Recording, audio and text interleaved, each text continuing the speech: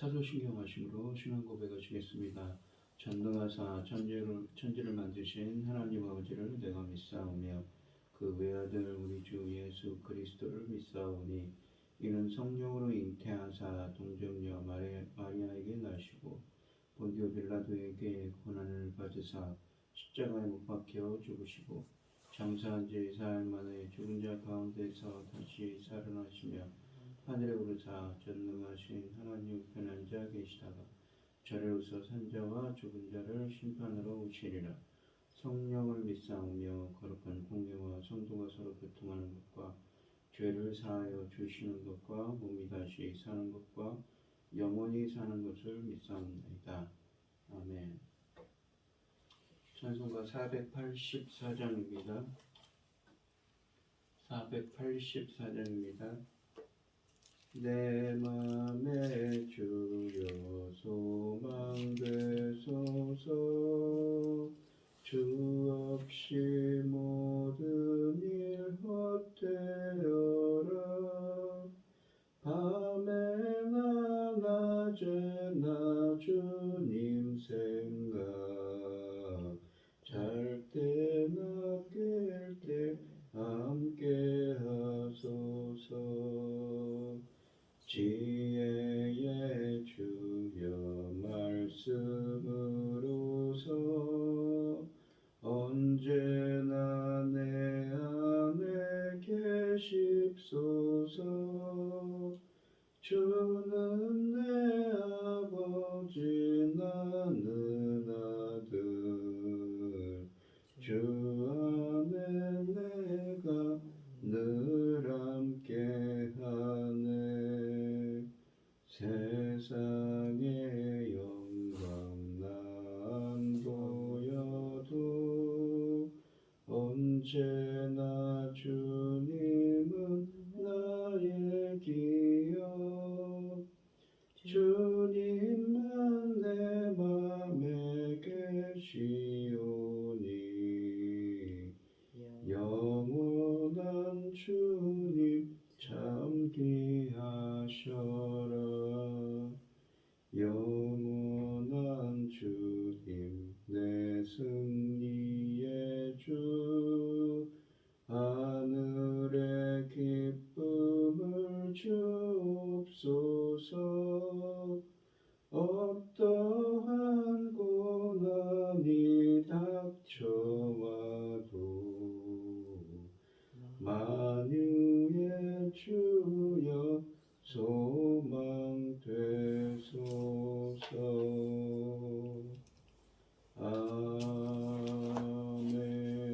아멘.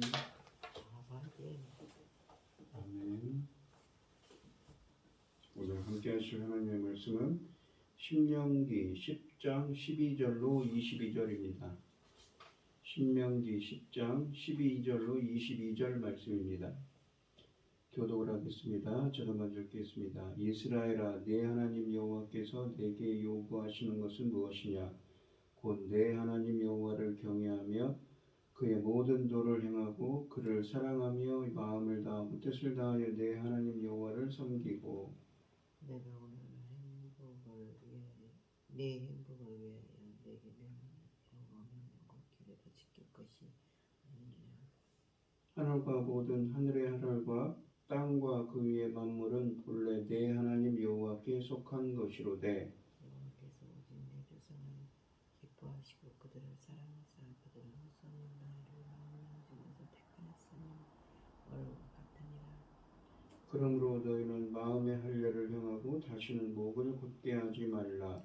너희 하나님 여호와는 신 가운데 신이시며 주 가운데 주시오 크시고 능하시며 두려우신 하나님이시라.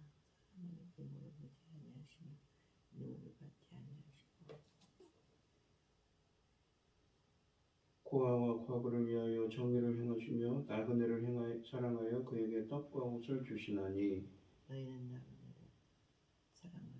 전에 너희들의 못함에서 내가 나그네 되었음이니라.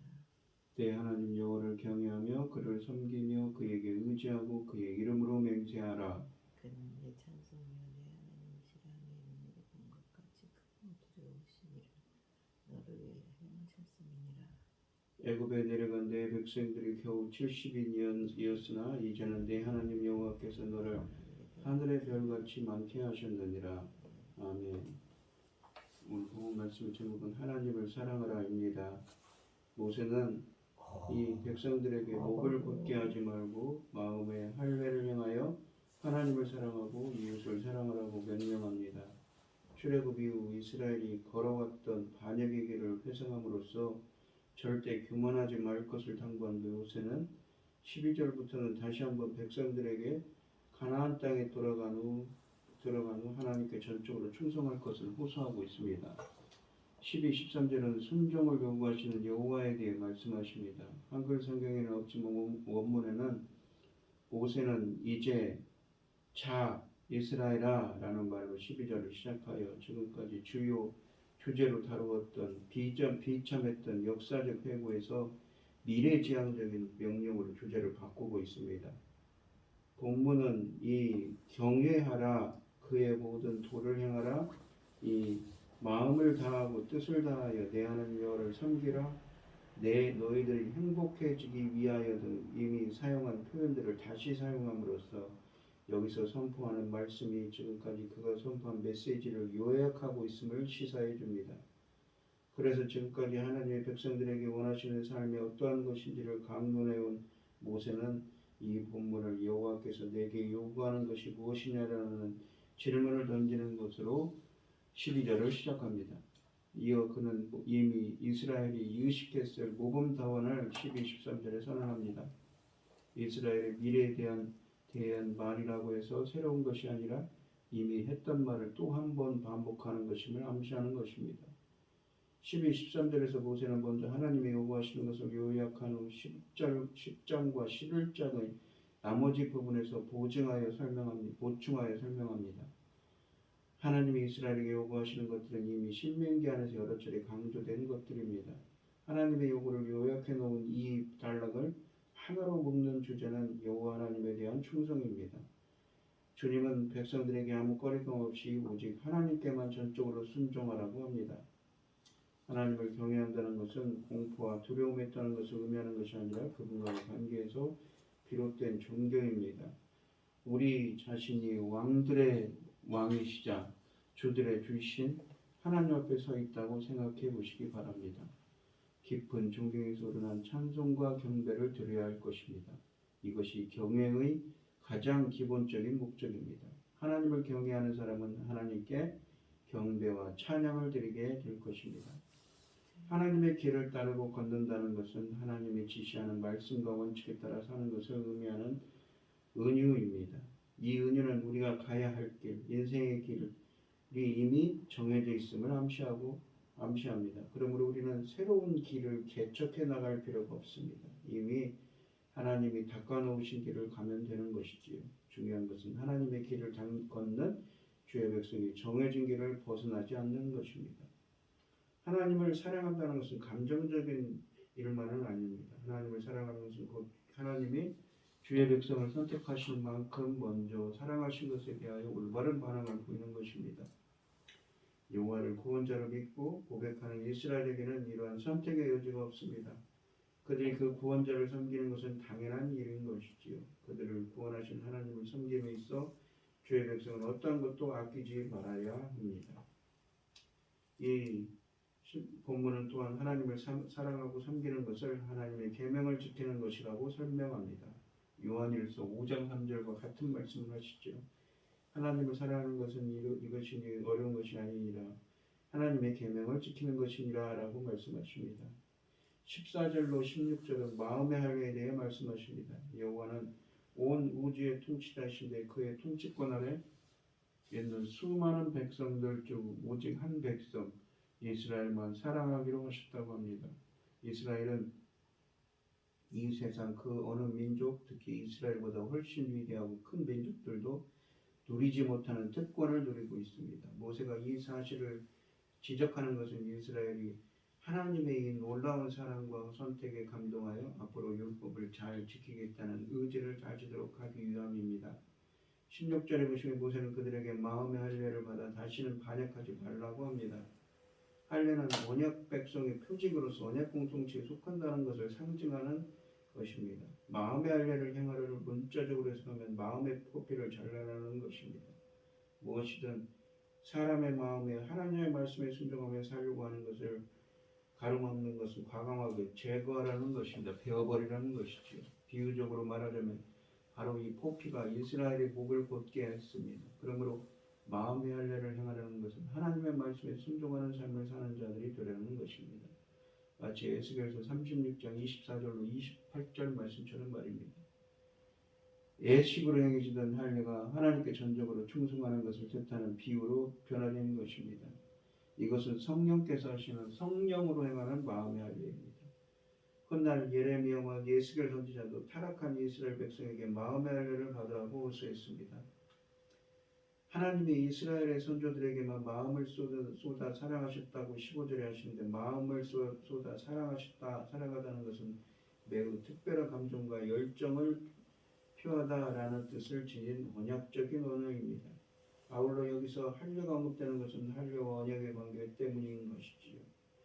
할례는 하나님이 이스라엘과 언약을 맺으시고 언약 백성의 표징으로 주신 것입니다. 그것처럼 성령에 행하는 이 마음의 할례를 행하라는 성령에 의한 마음에서 그 불순종하는 마음들을 다 베어버리라는 것입니다. 그러나 하나님이 진정으로 원하시는 것은 육체적 할례가 아니라 마음의 할례인 것이지요. 17, 19절은 여호와를 닮아가는 삶에 대해 말씀하십니다. 17절에서 하나님에 대하여 이렇게 찬송합니다. 너희 하나님 여호와는 신 가운데 신이시며 주 가운데 주이시오. 신 가운데 신들 중에 신이라는 이 복수를 사용하고 주 가운데 주라는 말은 주들 중에 주라는 말을 사용합니다. 주들 중에 주 복수를 또한 사용합니다. 이러한 말을 하는 것은 세상에 여호와의 다른 신들과 주들이 있다는 것을 전제하는 것이 아닙니다. 이것은 단순히 히브리 문법으로 최고 또는 최상급을 표현하는 것입니다. 즉 하나님은 세상에 그 누구와도 비교할 수 없는 온 우주의 주인이시자 절대자라는 의미입니다. 이 두려운 분이시다라는 것은 모든 사람을 떨게 하는 하나님이시라는 의미입니다. 그러므로 이스라엘의 원수들이 하나님의 명성만 듣고서도 공포에 질립니다. 이 모두 여호와를 이스라엘을 사랑하신 절대자 하나님께 적합한 타이틀이지요. 모세는 여호와 하나님은 우주에서 가장 위대한 분일 뿐만 아니라 동시에 세상에서 가장 공평하고 인격적인 재판관이시라고 17, 18절에 찬양을 합니다. 온 우주의 창조자께서는 어떤 하나님이냐면 뇌물을 받지 않는 분 역시 그의 판단에 그 어떠한 것도 영향을 미칠 수 없다는 점을 강조하는 표현입니다. 온 우주의 창조자께서 세상에서 가장 공평한 판결을 내리신다는 것은 별로 놀라운 일은 아닙니다. 어쩌면 당연한 일입니다. 참으로 놀라운 사실은 이 위대하신 하나님이 세상에서 가장 별 볼 일 없고 연약한 자들을 친히 보살피고 사랑하신다고 18절에 말씀하시는 것이지요. 고아와 과부를 위하여 정의를 행하시며 라는 말은 이 연약한 자들의 인권이 짓밟히지 않도록 하시겠다는 것입니다. 여호와께서는 또한 나그네를 먹이시고 입히십니다. 고아, 과부, 나그네는 구약사회에서 가장 비천한 자들의 상징입니다. 온 우주의 절대자가 인간 사회에서 버림받고 소외당하기 가장 쉬운 연약한 자들의 인권과 안위를 직접 챙기십니다. 이처럼 무한하신 능력을 소유한 이스라엘 하나님이 세상에서 가장 힘없는 자들을 특별히 보살피신다는 사실은 그의 백성에게는 무엇을 의미하는가요? 16절에서 이미 회개하라고 모세가 권면했습니다. 이제 그는 이스라엘에게 그들의 하나님을 알아 소외된 자들에게 자비로운 것을 베풀라고 자비로울 것을 권고합니다. 구원한 능력을 소유하신 여호와가 바로 이스라엘 하나님이라는 사실이 이 두 가지 회개와 자비를 요구하고 계신 것이지요. 20절로 22절은 이 경배받기에 합당하신 여호와에 대해 말씀하십니다. 모세는 20절에서 이스라엘에게 하나님만을 사랑할 것을 네 가지 표현으로 권고합니다. 내 하나님 여호와를 경외하여 그를 섬기며 그에게 의지하고 그의 이름으로 맹세하라. 이미 6장 13절에서 언급한 것처럼 하나님을 경외하는 것이 예배의 가장 기본적인 행위입니다. 하나님을 섬긴다는 것은 오직 그분만 경배하고 순종한다는 것입니다. 하나님의 이름으로만 맹세한다는 것은 이스라엘과 언약을 세우신 신은 여호와에게 오직 여호와에게만 충성할 것을 다짐하는 것입니다. 여호와 하나님을 온 세상의 절대자인 권위자로 인정하고 고백한다는 뜻입니다. 그러므로 이 세 개념은 모두 신앙적인 열심을 포함합니다. 21절에 보시면 모세는 이스라엘에게 오직 하나님만 찬양할 것을 권면합니다. 근거 없이 이런 권고를 하는 것이 아닙니다. 이스라엘 백성이 하던 일을 멈추고 잠시 하나님이 이미 그들을 위해 행하신 크고 놀라운 일을 생각해 보면 당연히 그렇게 해야 한다는 것이죠. 크고 두려운 일들은 하나님이 이스라엘을 위하여 이집트와 광야에서 행하셨던 여러 가지 기적들을 의미합니다. 특히 이집트 사람들에게 내겐 10가지 재앙, 홍해를 가르신 일, 시내산의 불과 진동으로 임하셨던 일 등은 가장 크고 두려운 일들입니다. 22절에 보시면 모세는 이스라엘 백성들에게 자신들에 대해서도 하나님을 찬양하라고 합니다. 조상들이 이집트로 내려갈 때 그 숫자가 불과 70명밖에 되지 않았는데 약속의 탑 문턱에 와 있는 그들은 하늘의 별과 같이 번성했습니다. 하나님의 상상을 초월하는 이 축복을 주셔서 이스라엘에게 내려주신 것이지요. 또한 모압 평지에서 모세의 말씀을 듣고 있는 이 백성도 하나님의 축복의 연장선에서 그 자신들의 정체성을 정의할 수가 있습니다. 이들도 하나님의 축복의 일원으로 업적으로 여겨와 있는 것입니다. 그러므로 이스라엘은 그들을 복 주신 하나님을 찬양해야 합니다. 또한 머지않아 선조들에게 주신 땅의 약속도 이들을 통해 실현될 것입니다. 그러므로 이들에게는 더욱더 하나님을 찬양할 이유가 있는 것입니다. 우리가 12, 13절을 다시 한번 읽어보면 이스라엘아 내 하나님 여호와께서 내게 요구하는 것이 무엇이냐 곧 너 하나님 여호와를 경외하여 그의 모든 도를 행하고 그를 사랑하며 마음을 다하고 뜻을 다하여 내 하나님 여호와를 섬기고 내가 오늘 내 행복을 위하여 내게 명하는 여호와의 명령과 규례를 지킬 것이 아니냐라고 하십니다. 오늘 본문 말씀을 보시면 하나님 말씀처럼 하나님을 경외하여 그의 길로 행하며 하나님을 사랑하는 우리가 되게 해달라고 기도하는 여러분들이 되시기를 바랍니다. 지난날에 배워주신 은혜를 생각하며 하나님께 충성하고 하나님을 사랑하는 자가 되시기를 바랍니다. 하나님 기도하겠습니다. 하나님 아버지 감사합니다. 오늘도 하나님을 사랑하라 하나님의 말씀을 기억하고 주님께 충성하는 자가 되라고 모세는 권면합니다. 저희들도 하나님의 저희를 사랑하셨던 것처럼 저희들도 하나님을 사랑하는 자가 되게 하여 주시옵소서. 이 모든 말씀 거룩하신 예수님 이름으로 기도합니다. 아멘. 하늘에 계신 우리 아버지여 이름이 거룩히 여김을 받으시오며 나라의 마옵시며 뜻이 하늘에서 이루어진 것 같이 땅에서도 이루어지이다. 오늘날 우리에게 일용할 양식을 주옵시고 우리가 우리에게 죄 지은 자를 사하여 준 것 같이 우리 죄를 사하여 주옵시고 우리를 시험에 들게 하지 마옵시고 다만 악에서 구하옵소서. 대개 나라와 권세와 영광이 아버지께 영원히 있사옵나이다. 아멘. 오늘 주신 말씀 가지고 기도할 때에요 우리가 하나님의 우리를 사랑하는 것처럼 우리도 하나님을 사랑하는 자 하나님의 계명을 지키는 자가 되게 해달라고 하나님의 말씀을 지키는 자가 되게 해달라고 기도하시고 어려움을 당하신 분들과 각자 기도 점을 가지고 주여 삼청하시고 통성으로 기도하도록 하겠습니다. 주여 주여 주여 아버지 하나님 하나님께서 저희를 사랑하는 것처럼 저희들도 하나님을 사랑하는 자 하나님의 계명을 지키는 자 하나님의 말씀을 지키는 자가 되게 하여 주시옵소서. 인도하여 주시옵소서.